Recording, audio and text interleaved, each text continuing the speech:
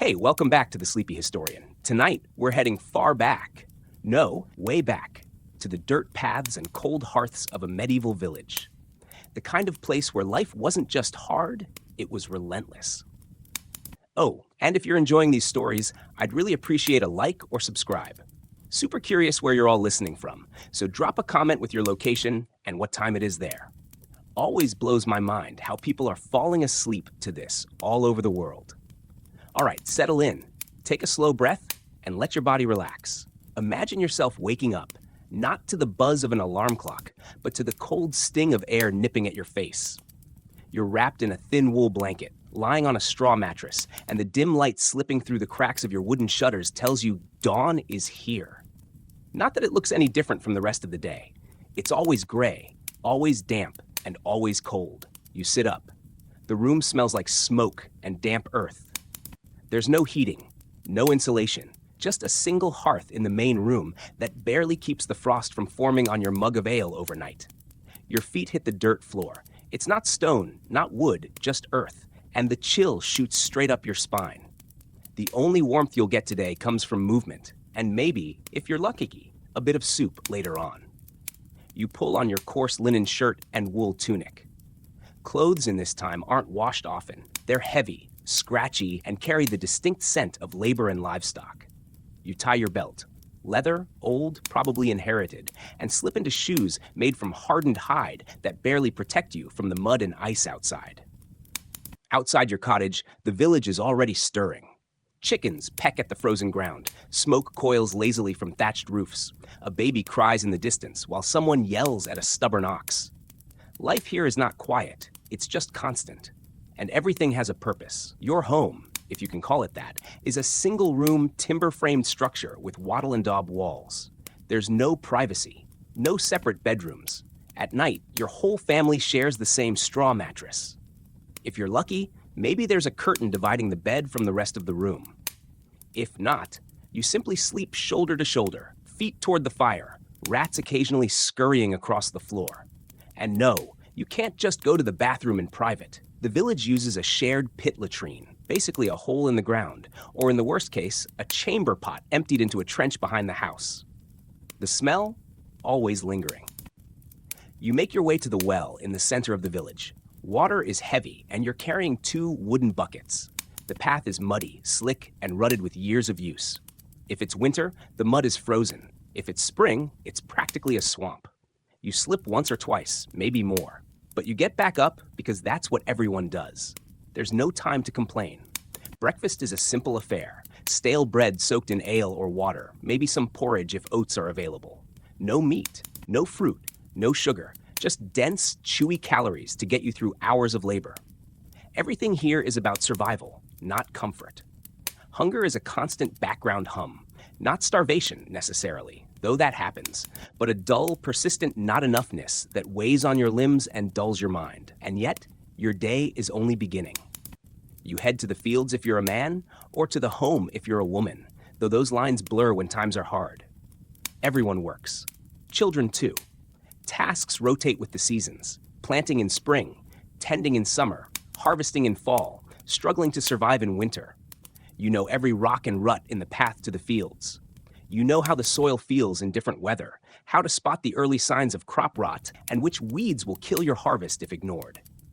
Tools are scarce, maybe just a hand-forged spade or wooden plow, and they're often shared between households.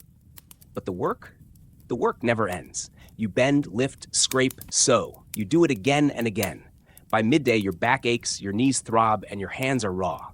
But you don't stop, because a bad harvest doesn't just mean less food, it means hunger. It means death. Meanwhile, back in the village, women churn butter, weave cloth, prepare meals, and tend to livestock. Children are tasked with gathering firewood or watching younger siblings. No one is idle.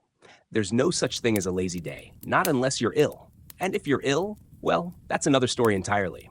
The sun barely climbs above the trees before it starts to sink again, painting everything in that cold gray-orange light. There's no clock, but you know it's time to head home. You walk slowly, aching all over.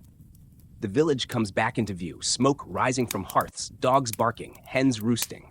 Inside, dinner is modest, maybe a stew made from root vegetables and grains, thickened with yesterday's bread. You eat it slowly, savoring the warmth more than the taste. You sit near the fire, sharing stories or silence until your eyes grow heavy, and then you sleep. Not on a mattress, not on clean sheets, but on straw, under wool, surrounded by the creaks of wood, the crackle of fire, and the soft breathing of your family beside you. The morning frost thickens as winter drags on, and with it, the weight of daily chores grows heavier. For villagers, especially the poorest, there was no concept of rest days in the way we understand them now. The church forbade work on Sundays and feast days, but hunger didn't respect the calendar.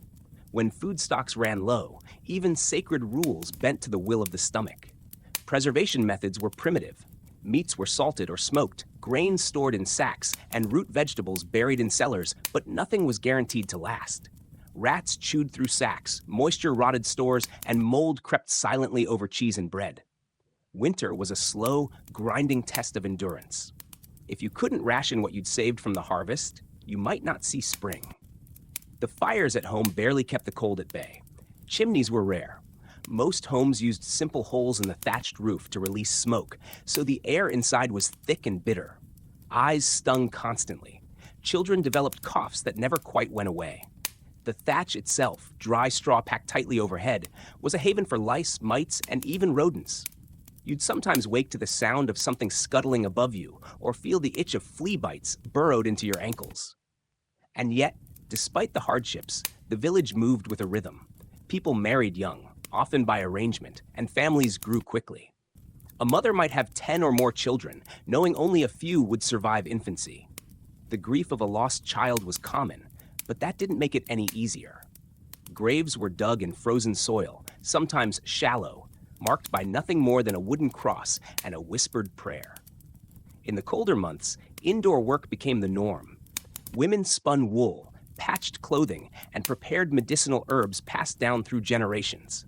There were no doctors here, only wise women or traveling healers, trusted for their knowledge of plants but feared for their closeness to the mysterious.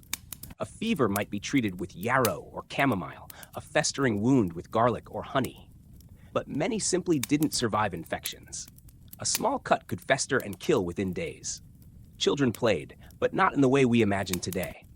Their games were simple: sticks and stones, chasing chickens, or mimicking adults with miniature tools. But even playtime was brief. By the age of 6 or 7, children were expected to help with chores. Boys followed their fathers into the fields or stables. Girls shadowed their mothers in the kitchen or garden. Childhood passed in the blink of an eye. Weather ruled everything. Heavy rains flooded the village paths, turning them into sucking, sticky quagmires. A bad storm could collapse a roof.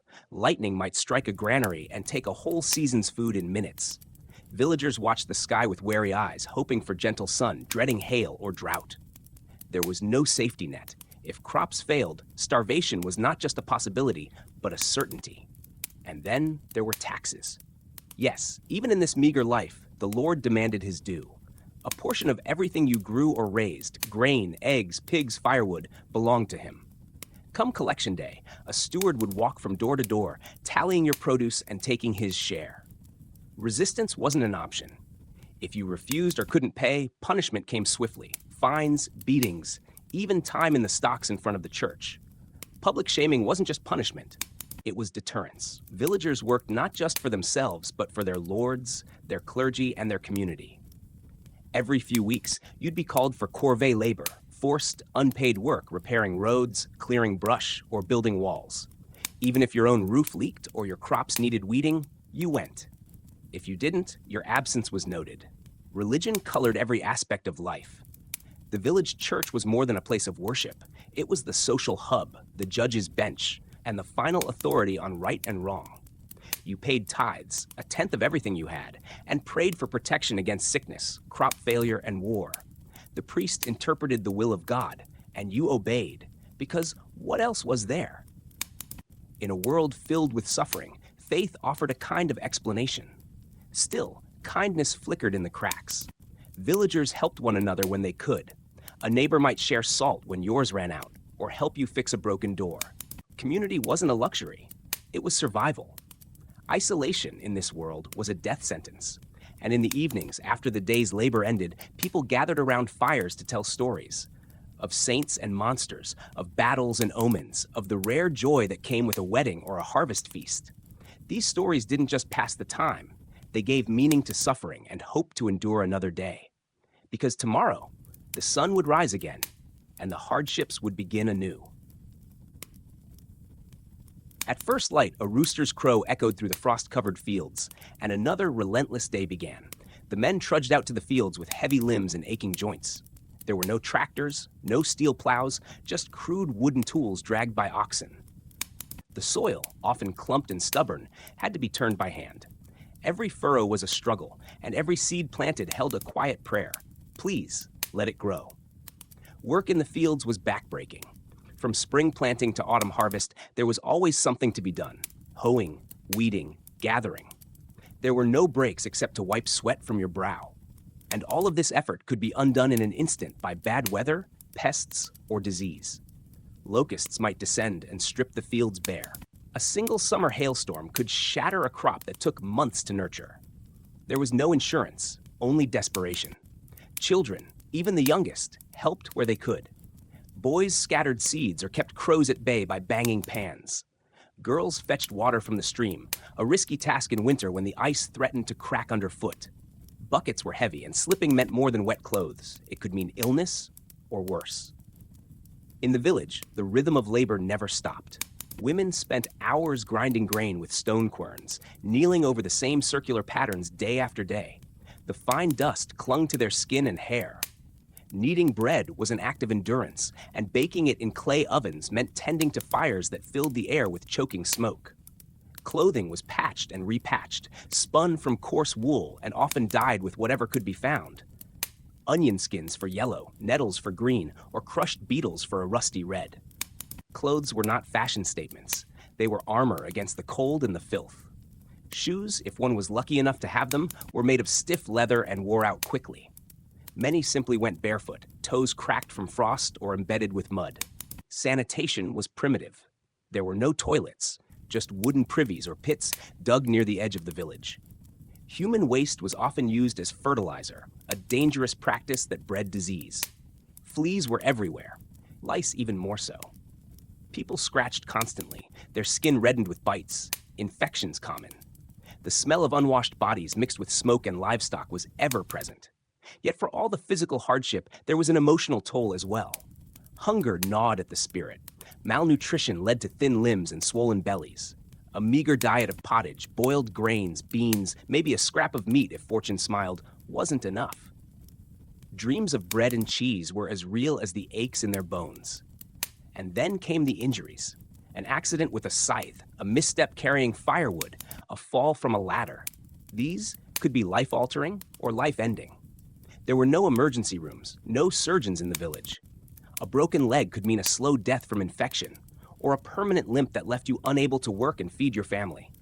Some found themselves begging from door to door. Widows, orphans, or the crippled. These were the forgotten, the ones who lived on the fringes. Pity was a luxury. Most households barely had enough for themselves. And yet there was a sense of duty. Sharing bread with the needy was seen as a Christian act, a way to earn favor in the eyes of God. Marriage, too, was a survival strategy. It wasn't about love, not in the modern sense. A union meant two working hands, a shared roof, more children to help with labor. Affection might grow over time, or it might not. But loyalty was demanded, and infidelity, especially for women, was punished harshly, sometimes even with death. Women bore children in their own homes, surrounded by neighbors or midwives.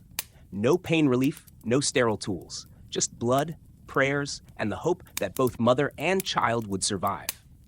Many didn't. The floor of the cottage might be stained permanently, another silent testimony to the fragility of life. The village itself was small, intimate, and filled with eyes. Gossip traveled faster than fire. Who was courting whom? Who was behind on their tithes? Who might be hiding an extra pig from the Lord's tally? All of it whispered between laundry baskets or over fence posts. Secrets didn't last long, and reputation was everything. Festivals offered brief relief from the grind. On feast days or weddings, villagers drank weak ale, danced to fiddles, and forgot, for a few hours, how hard life truly was. Laughter returned, children played without being scolded, and the weight of the world lifted, if only slightly. But the morning after, the world was just as cold, just as hard. The same calloused hands reached for the same worn tools. Because no matter the joy of the evening before, the plow still waited, and the land never stopped demanding. The wind whipped low across the fields as morning broke, slicing through the bare trees like a knife. Beneath the soft crunch of frost-covered mud, the ground was frozen hard, stubborn, and unyielding.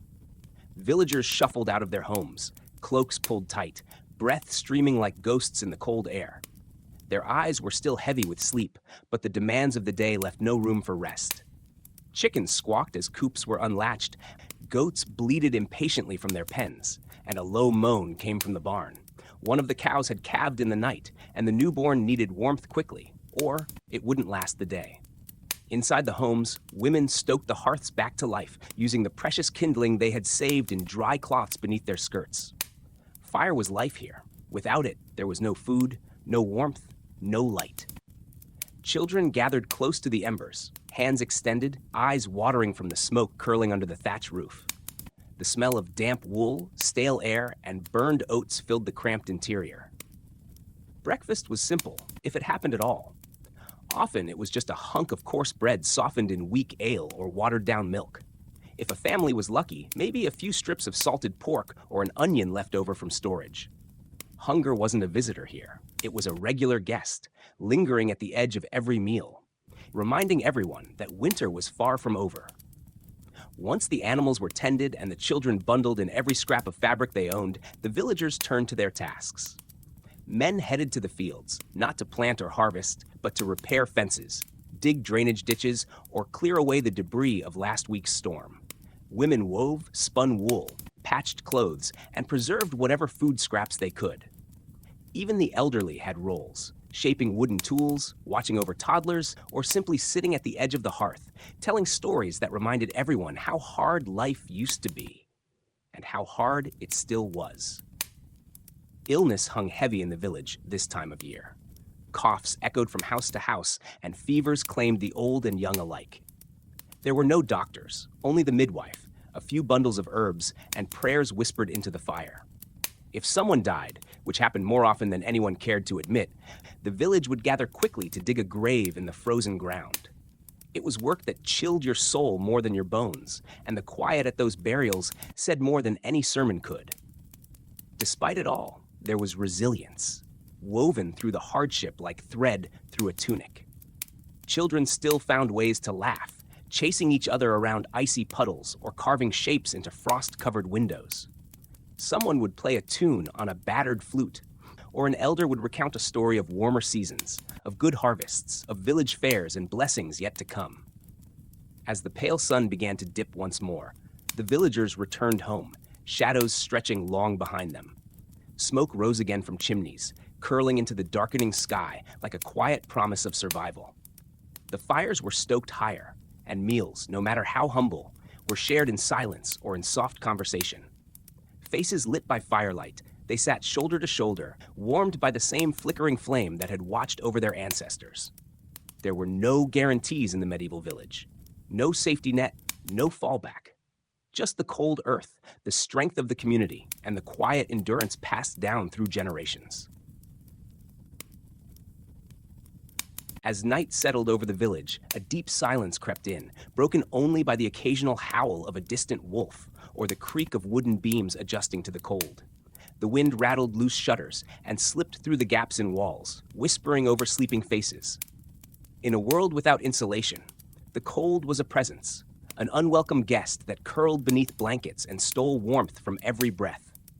Families huddled close, not out of affection, but survival, their bodies forming a fragile barrier against the chill. Candles were precious, so darkness came early. Once the hearth was banked and the coals tucked safely under ash, homes fell into shadow. Only the moonlight through cracked windows offered any hint of the world outside. And yet, sleep was restless. Lice and fleas were constant companions, their biting itch keeping many awake or stirring in their beds. The straw mattresses, flattened and moldy, offered little comfort. If you were lucky, you shared with family. If not, you might sleep on a bench, a pile of old sacks, or the dirt floor itself. Dreams offered escape, but reality came quickly at first light. The rooster's crow was a harsh reminder that survival meant movement. No alarms, no comfort, just the rhythm of necessity. And so, another day began. Water had to be hauled again, often breaking through a thin layer of ice on the village well. The buckets were heavy, and the walk treacherous. Slipping meant more than a bruise. It could mean a broken bone, and in a place like this, that was a dangerous thing. The day's work was relentless. Repairs from the night's storms had to be made. Chickens escaped, fences broke, and roofs leaked. Tools, handed down from father to son, were dull and often broken. A bent nail or a split handle might mean hours of lost labor. There were no hardware stores here, just ingenuity and worn hands. Children fetched things, ran errands, and watched the animals.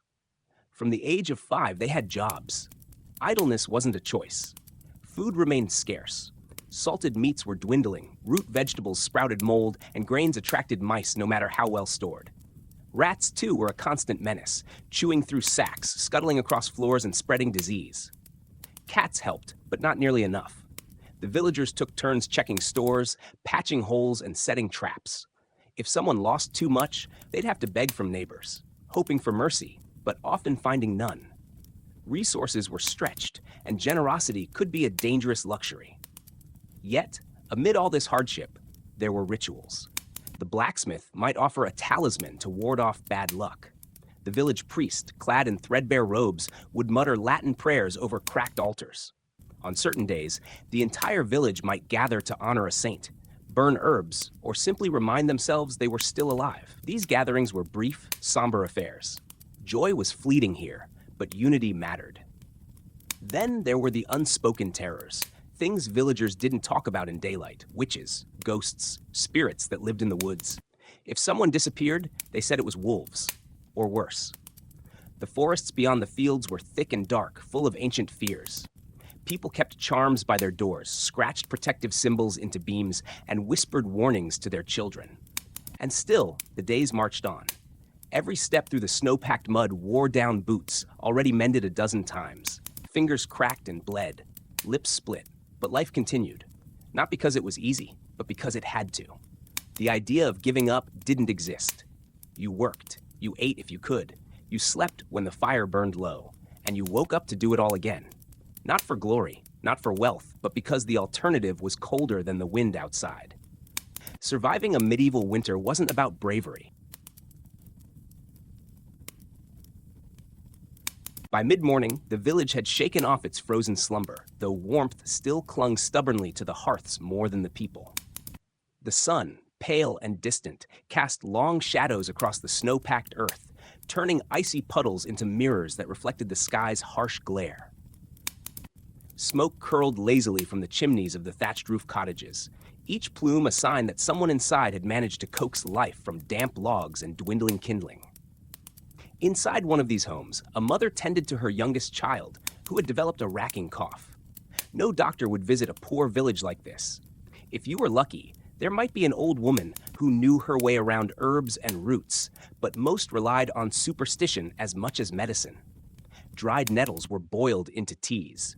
Honey, when it could be spared, was smeared across sore throats. Sometimes, poultices of moss and lard were placed on chests in the hope of drawing out whatever evil spirit was thought to be causing the illness. Sickness didn't just linger, it spread.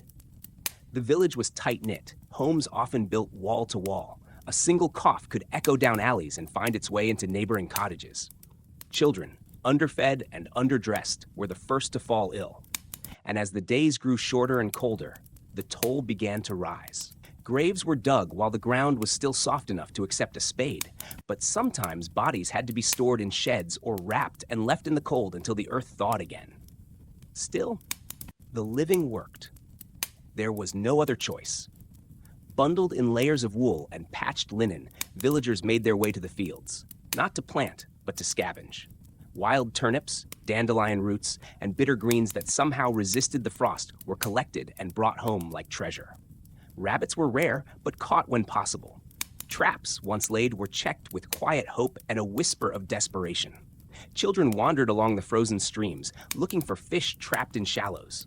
A lucky catch might mean soup tonight. A thin broth, bones boiled with a pinch of salt, maybe an onion if one could be spared. For many, flavor had long since stopped being a concern. Warmth and fullness, however brief, were the only goals. Despite the daily struggle, moments of tenderness still flickered like candlelight. A father wrapping his cloak around a sleeping child. An old man carving a small toy from scrap wood for his grandson. A young woman quietly humming a lullaby once sung to her. These were the soul's resistance to the cold, small acts of care that made the bitter air feel just a little less cruel. Outside, a group of villagers patched up the animal pens. The beasts were as vulnerable as the people. Chickens stopped laying in the cold. Cows grew gaunt. Pigs rooted in frozen mud, grunting miserably. Every creature, great and small, was fighting the same battle to see another sunrise. Losing an animal could mean starvation, but keeping them alive meant sharing food, shelter, and warmth. It was a trade everyone was forced to make. As the sun dipped lower in the sky, casting golden light over frost-crusted trees, a hush returned to the village.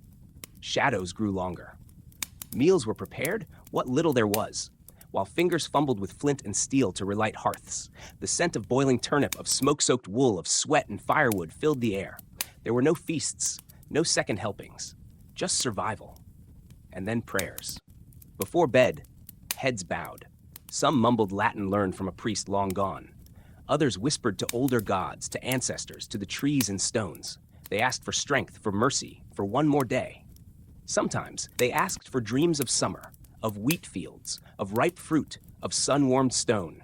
Anything to break the bleakness. Because when you live this close to the edge, hope is more than an emotion. It's a tool, a weapon, a shield against despair. And every villager, no matter how hardened by the cold, carried a small ember of it within them, guarding it like fire through the long, bitter night.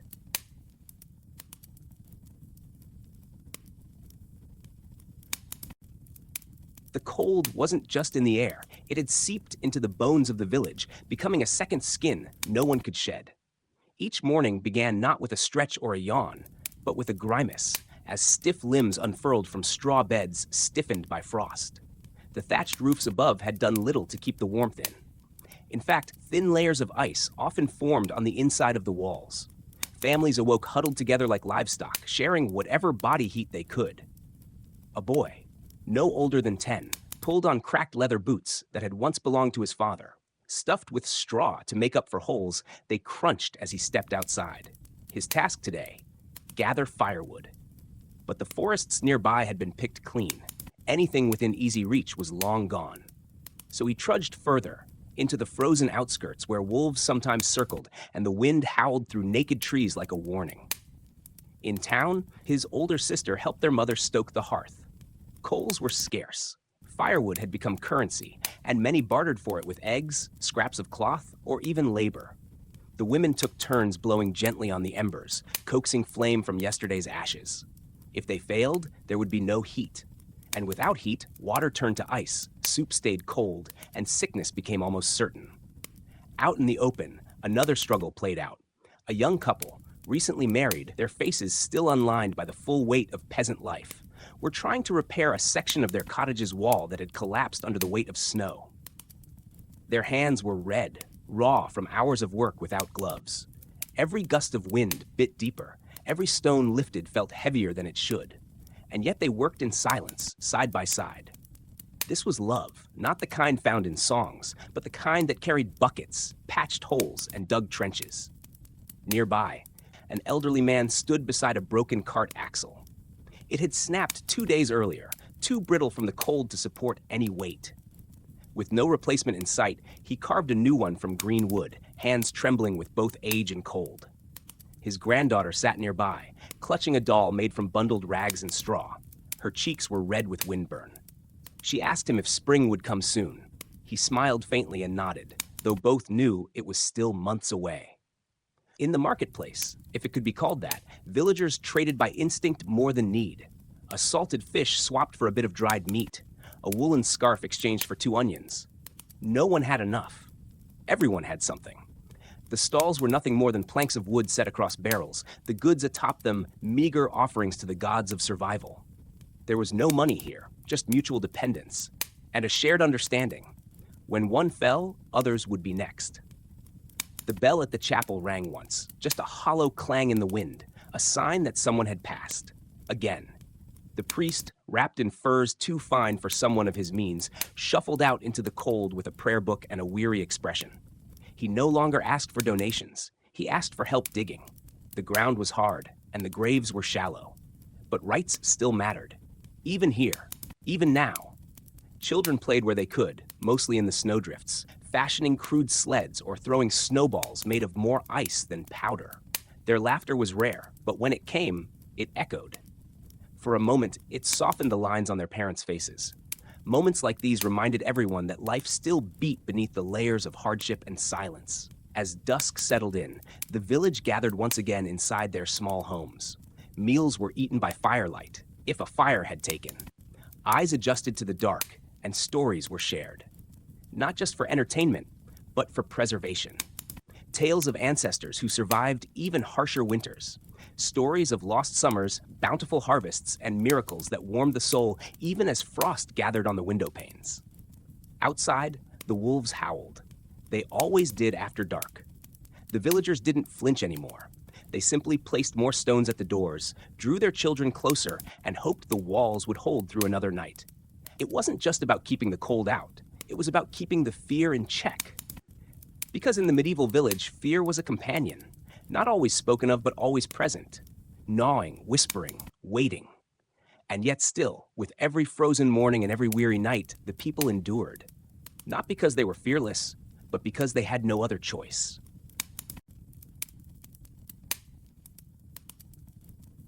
A light snow had begun to fall by morning, dusting the rooftops and turning muddy paths into slick ribbons of ice. The villagers moved more slowly now, not only from exhaustion, but out of necessity. A wrong step could mean a broken limb, and in a place without doctors, that could be a death sentence. Inside one of the cottages, a woman in her 30s labored over a large cauldron. She was making pottage, the staple dish of the poor, a stew of grains, root vegetables, and whatever scraps of meat or bone could be salvaged. Today, there was only cabbage, onion, and a few limp turnips. The smell was faint, but it drew the children in from outside like moths to a candle. They waited quietly, not because they were polite, but because they had learned there simply wasn't more. Across the village, the blacksmith's forge remained cold. Iron tools were luxury items and repairs had dwindled. His hands, once calloused and sure, now fumbled with brittle nails and dulled blades. Without steady work, he spent more time chopping wood, trading repairs for firewood or food. His wife mended clothes in the corner, threading worn linen with even more worn thread. Every scrap was saved, every stitch a small rebellion against the cold. In the barn, the animals were faring little better. Cows produced less milk, chickens fewer eggs. The pigs, once plump with summer feeding, were lean and listless. The farmer who cared for them murmured to them softly, not because they understood, but because he needed to hear something other than the silence of struggle. He had lost 2 goats the week before, buried them just outside the village wall. He didn't weep then, but today he sat on a hay bale and wept quietly into his hands. A boy passed by, carrying a bundle of firewood twice his size. His cheeks were red, his nose dripping from the cold, but he did not complain. Children here were old before their time. They learned early that effort equaled warmth and warmth equaled survival. No one was too young for work, no one too small to matter. Near the village's edge, the reeve, a local official, not quite a noble, but above the rest, inspected the grain stores. They were perilously low. He recorded what remained with charcoal on a scrap of parchment. Rations would need to be tightened again. Some protested. He didn't argue. He simply closed the door to the storehouse and walked away. There was nothing else to be done. In the chapel, a single candle flickered in the cold air. The priest knelt in prayer, though even he seemed uncertain of what to ask. Hope was thin, and Miracle's village came to him. Not for divine intervention, but for comfort, sometimes just the quiet of the stone walls, or the warmth of one another's company. Faith wasn't about grand belief here. It was about survival of the spirit. As dusk approached, the wind began to howl again. Doors were latched, windows covered with whatever cloth could be spared. Inside, families huddled close. Storytelling resumed, Grim tales often of winters past and lives lost. But woven into them were threads of resilience, stubborn pride, and the occasional flicker of humor. These weren't just stories, they were blueprints for endurance. A mother tucked her children under furs, whispering a song passed down from her grandmother. It had no words, just a melody, slow and low, the kind that calms the heart and distracts the mind. Outside, the snow thickened. Wolves didn't howl tonight, perhaps deterred by the wind. Or perhaps they watched silently, waiting. The villagers didn't care. They were too tired to worry about what lurked beyond the trees. In one home, an old man stared into the fire. He remembered a different winter, one just as cold, but with more hands to help. His wife had died years ago, his son last winter. And yet, he was still here. Not because he wanted to be, but because someone needed to tell the stories. Someone needed to remember. Memory, after all, was its own kind of heat. Outside, the village lay still. No lamplight, no noise, just the quiet breathing of people who had learned not to resist the cold, but to endure it. Not to hope for spring, but to move through the winter one breath at a time. The following morning arrived not with sunlight, but with a dull, gray haze that seemed to settle into the bones of the village. The snow had stopped falling, but frost clung to every surface, twisting vines around fence posts, encasing doors, and glistening like glass on the rooftops. It was the kind of cold that made even the idea of movement painful. Inside the cottages, frost had formed on the inside of the walls. A young woman awoke with her infant pressed tightly to her chest, both wrapped in layers of wool and linen. The baby's breath rose in little puffs, and for a moment, the mother held her breath, waiting, hoping for another. Relief flooded her when the baby stirred and whimpered softly. Another night survived. In the village square, the old well had frozen over. Water had to be fetched from a stream further down the hill, where it still trickled under a thin sheet of ice. A group of children were sent with buckets, their tiny frames bundled so thickly they looked more cloth than flesh. One of the older boys carried a wooden staff, testing each step to avoid breaking through hidden patches of ice. Every trip for water was a risk. But thirst left little choice. Near the edge of the woods, a man knelt beside a makeshift snare. A rabbit had been caught, its small body stiff from the cold. The man muttered a quiet prayer of thanks before tucking the creature into a sack already holding two others. It wasn't much, but it was meat, precious and rare in these months. Back home, the rabbits would be boiled into a thin stew, bones and all. Even the offal would be eaten. Back in the village, a group of women were gathered in the longhouse, patching clothing by dim firelight. Wool leggings, worn-out cloaks, and mittens with more holes than fabric were laid out before them. They spoke quietly about who had fallen ill, whose animals had died, and which children had been coughing through the night. There was no gossip in the winter, only updates. Each thread sewn was not just about repair, it was a small act of rebellion against decay. Meanwhile, in the smithy, the forge had been lit again, not for tools, but to shape iron nails for reinforcing a collapsing roof. The blacksmith's apprentice worked without gloves, his knuckles raw and cracked. Sparks flew, and steam rose from the snow that melted beneath their feet. The fire was a blessing, but short-lived. As soon as the roof was patched, the forge would go cold again. Fuel was too precious to waste. Inside the alehouse, normally lively during warmer seasons, only a few sat hunched around the hearth. There was no ale left to serve, and no mood for songs. A man with a thick beard told a story about a nearby village that hadn't survived the last winter.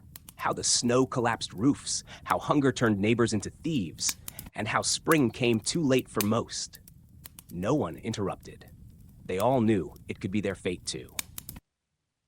At the manor on the hill, the lord of the land sat in relative warmth.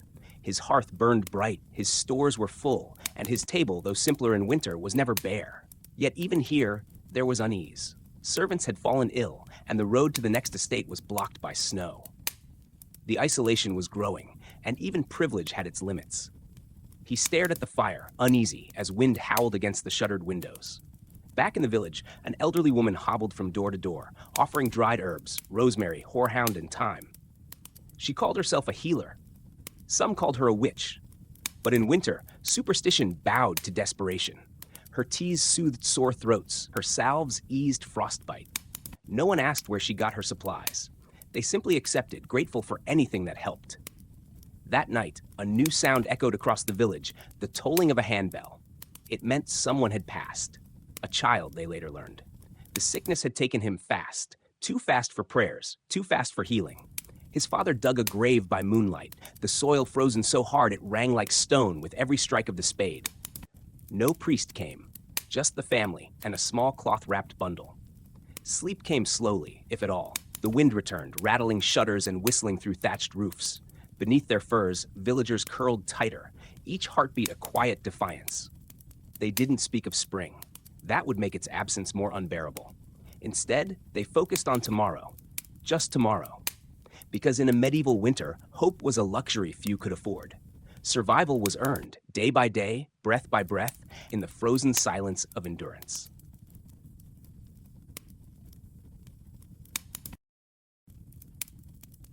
Snow had begun to fall again, not in flurries this time, but in thick, heavy sheets that blanketed the village in silence. The world turned pale and slow, muffled under inches of white that seemed to erase not only the paths, but the very outlines of the homes. Smoke from the chimneys rose sluggishly into the gray sky, then vanished. It was the kind of snow that made you feel as though time itself had stopped. Inside a cottage near the edge of the village, a father sat carving spoons from a block of wood. It was not for beauty or sale, but because the family's old utensils had cracked in the cold. Nearby, his daughter coughed in her sleep, a rag tucked over her mouth to catch the sound. He paused with each wheeze, fear behind his eyes. A winter cough, if it lingered, often ended in silence. At the church, the priest was organizing what few supplies remained. His storeroom was nearly bare. Candles whittled to nubs, communion bread long gone. The wine was watered down, the incense frozen in clumps. Still, he prepared for Sunday Mass. People needed reminders of hope, even hollow ones. Faith, after all, was one of the few things winter could not freeze. In the backfields, a group of villagers were trying to clear a path to the neighboring hamlet. A rumor had spread. Someone there might have flour to trade. Armed with shovels, they hacked at snowdrifts taller than a man, the effort making their limbs ache and sweat freeze to their skin. One man collapsed, not from exhaustion, but from hunger. He was dragged back by sled, his breath shallow, lips blue. Inside a barn, a mare gave birth. The foal arrived early and weak, slipping into the hay like a breath of steam. The farmer wrapped it in wool and straw, rubbing life into it with calloused hands. The mother nuzzled her newborn, eyes half-lidded with exhaustion. Life still clawed its way into this world, even as death hovered at every door. Near the frozen river, a boy chopped at the ice with a rusted pickaxe, his fingers barely able to grip the handle. His task was dangerous.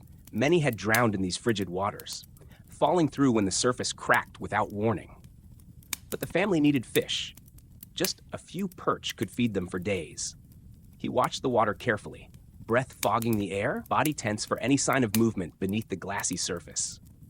In one home, the grandmother told stories by firelight, tales of green summers, of bustling fairs, of songs and dancing. Her voice was soft but steady, her eyes reflecting the flames. The children gathered close, not entirely for warmth. The stories reminded them that the world could be different, that it had once been full of light and laughter, even if they could hardly imagine it now. A young couple sat on their bed of straw, whispering about leaving in spring. They spoke of other villages, warmer lands, places where food might grow more plentiful and the frost didn't bite so hard. But their voices were filled more with longing than conviction. People rarely left, and even fewer made it far when they did. Still, dreams were seeds, even frozen ones. At the manor, the steward tallied dwindling stores. He argued with the cook about portioning. The servants were restless. Some had started to steal, not out of rebellion, but hunger. Even in stone-walled wealth, scarcity clawed at the edges. The Lord ordered punishments. But he too had lost weight, and his gaze lingered longer at empty platters than it once had. Somewhere in the darkness, wolves howled. Real wolves, driven down from the mountains by hunger. Their cries echoed through the forest, setting dogs barking and children crying. Fences were reinforced, torches lit. One goat was found dead the next morning, dragged halfway into the woods. Tracks in the snow told the tale. Nature, too, was starving. And yet, everywhere, people endured. They patched walls with mud and straw. They salted meat, dried roots, scraped mold from cheese. Mothers sewed until their fingers bled.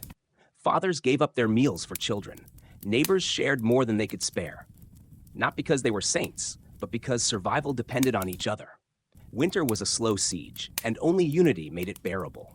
Night fell again, and beneath the deep blue sky, the village slept. Thin as paper, the walls of their homes offered little shelter from the cold. But inside, hearts beat on. A candle flickered in each window, and in the vast, indifferent silence of snow and stars, that was enough. For now. The final days of winter crept in like a thief. Quieter, but no less cruel. The snow began to crust with ice, hardening into jagged ridges along the footpaths. Icicles, long and sharp, hung from the eaves like nature's daggers. Fires were kept burning low to conserve fuel, and even the breath of the villagers, once a visible mist, seemed too tired to linger. Beneath the chapel, a shallow grave was dug for a boy who hadn't woken that morning. He'd been one of the stronger ones, always offering to split wood or haul water, but winter had chipped away at him until only stillness remained. No priest spoke over the burial, just a whisper of prayer from his mother, and the scrape of frozen earth returned to the hole. In another home, a young girl lay with fever. Her mother placed damp cloths on her brow, though the water itself was nearly ice. The girl's breath was shallow, her cheeks flushed red against skin grown pale. The village healer, an old woman with a pouch of herbs and more faith than answers, muttered charms and fed her a bitter brew. No one knew if it would help, but doing nothing felt like surrender. Food stores had become ghosts of their former selves. Turnips shriveled to the size of fists, salted meat too tough to chew. Every meal was a compromise, a negotiation between what could be spared and what the body needed. Rats, once pests, were now hunted. A snare in the barn caught a pair, and they were skinned, boiled, and served with wild roots. No one spoke during dinner. Yet still, daily rhythms continued. The smith, though without iron, repaired broken tools with wire and stubborn ingenuity. The cooper reinforced barrels leaking from the cold. The old thatcher patched a hole in the chapel roof using straw stolen from a dying ox's bedding. Every act, however small, was a quiet defiance against the creeping end. The children, thinner now and quieter, found joy in strange places. They slid down icy hills on flat boards or chased each other through snowy lanes. Laughter, though less frequent, rang out like bells in the stillness. It reminded the adults of something buried under the weight of the season. Life hadn't stopped, only slowed. A birth occurred in the dead of night. A boy, born to a woman who had labored for 2 full days. The midwife, hands trembling from the cold, cut the cord with a dull knife and wrapped the baby in every scrap of cloth available. He cried, a small and defiant wail that pierced through the timber walls and stirred even the sleeping animals in the barn next door. His cry felt like a beginning in the middle of an endless end. By the river, thin sheets of ice began to fracture. Cracks spidered across the surface as the waters beneath grew restless. The first signs that winter's grip was loosening. Sap began to rise in the trees, barely, but enough for the old forester to notice. He ran a finger down the bark and smiled. Not hope, not yet, but a reminder. The lord of the manor fell ill, coughing blood into linen that was quickly hidden by his steward. His sons began arguing over inheritance by candlelight, voices hushed but heated. One servant disappeared, fled into the woods with bread and silver. Another was whipped for suspected theft. The noble house was unraveling from the inside, and no one spoke of spring anymore. But the villagers, they endured. They had seen more winters than the nobleman's kin. They knew the signs, the way the crows returned in small flocks, how the frost retreated from the south-facing walls. They hung on to these signals like scripture. When the first thaw came, it would not be with fanfare. It would creep, as winter had done, slow and silent. One morning, the snow had thinned enough to reveal the green tips of winter onions in the garden beds. A woman gasped when she saw it and called her neighbor. The two knelt together in the cold dirt, tears on their cheeks. Not because it meant the end of hardship, but because it meant they had made it. Again. Surviving a medieval winter wasn't just about firewood and food. It was about the will to endure when the world seemed set on forgetting you. It was about holding on when nothing around you said you could. These villagers, wrapped in furs and faith, had lived another season. And with that came the chance, however fragile, to begin again.